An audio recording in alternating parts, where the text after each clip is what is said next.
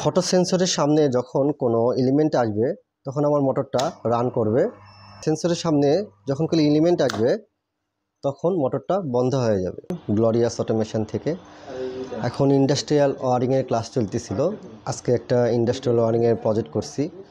আজকে প্রজেক্টটা হইতেছে সেন্সর বেসড কন্ট্যাক্টর ল্যাচিং এর সাথে একটা মোটর রান করাবো।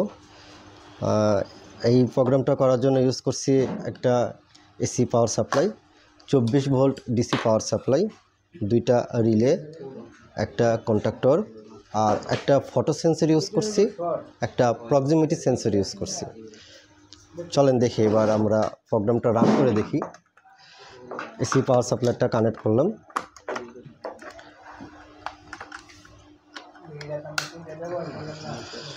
ফটো সেন্সরের সামনে যখন কোনো এলিমেন্ট আসবে তখন আমার মোটরটা রান করবে।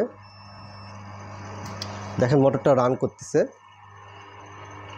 এবার প্রক্সিমিটি সেন্সরের সামনে যখন কোনো এলিমেন্ট আসবে তখন মোটরটা বন্ধ হয়ে যাবে।